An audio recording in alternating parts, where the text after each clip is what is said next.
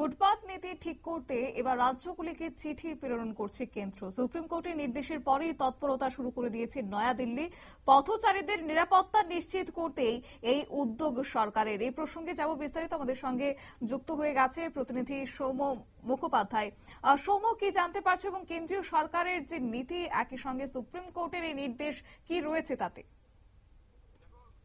Supreme কোর্টে পথচারীদের নিরাপত্তা নিশ্চিত করার বিষয় নিয়ে একটা মামলায় সুপ্রিম কোর্ট পরিষ্কার জানায় যে পথচারীদের নিরাপত্তা নিশ্চিত করার দায়িত্ব রয়েছে প্রত্যেকটি রাজ্য এবং সেই এলাকার পৌর সংস্থাগুলোর ওপর।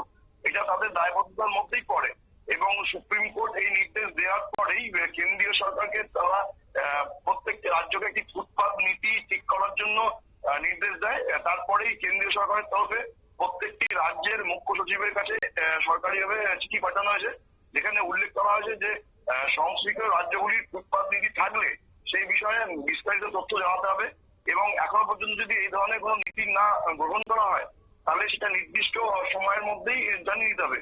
দেখো, 2 মাসের টাইম দিয়েছে সুপ্রিম কোর্টের তরফ থেকে এবং তাই জন্য জানা গেলেও সেটা খবর যে কেন্দ্রীয় সরকার থেকে চাওয়া হচ্ছে যে 1 মাসের মধ্যেই যাতে প্রত্যেকটা রাজ্য তাদের ফুটপাত নীতির বিষয়ে বিস্তারিত তথ্য কেন্দ্রকে জানায় এবং সেই বিষয়ে যদি কোন রকম কোনো নীতি না গ্রহণ করা থাকে আজ পর্যন্ত, তাহলে যেন অতি অবশ্যই সেই 1 থেকে 1.5 মাসের মধ্যে রাজ্যগুলো যেন ফুটপাত নীতি তৈরি করে নেয় এবং পথচারীদের নিরাপত্তার বিষয়টা নিশ্চিত করে।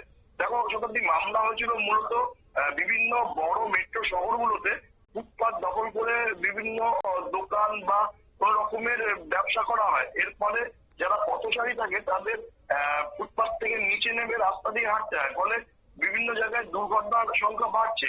যদি বহু শহরের ফুটপাত হকার, গাড়ি পার্কিং বা নির্মাণ সামগ্রীর জন্য গ্যারেজ করার জায়গা করা হয় তাহলে তো পথচারীদের জন্য কোনো সুনির্দিষ্ট চলাচলের জায়গা থাকবে না। কিন্তু সরকার একটা নির্দিষ্ট অঙ্কের টাকা কিন্তু প্রতি বছর বিভিন্ন শহরের ফুটপাত তৈরি করতে ব্যবহার করে, তাহলে এই টাকাটা কিন্তু পথচারীরা যারা আছেন তারা সাধারণ নাগরিকদের ট্যাক্সের টাকা থেকেই যায়। কিন্তু সেক্ষেত্রে দেখা যায় যে বহু শহরেই ফুটপাত গুলো দখল করে আছে অন্য কোনো ব্যবসায়িক কারণে, সেটা ব্যক্তিগত কারণে কেউ রাখছে এবং সমষ্টিগতভাবে তার কোনো ফুটফুল কিছু প্রভাব পড়ছে না, উল্টে পথচারীদের দুর্ঘটনার মুখে পড়তে হচ্ছে। এই জন্য সুপ্রিম কোর্ট পরিষ্কার নির্দেশ দিয়েছে যে ফুটপাত নীতি 2 মাসের মধ্যে তৈরি করতে হবে কেন্দ্রীয় সরকারকে এবং সেটা তাদের আদালতে হলফনামা দিয়ে জানাতে হবে। আর তারপরেই কেন্দ্রীয় সরকারের তরফ থেকে এই উদ্যোগ নেওয়া আছে।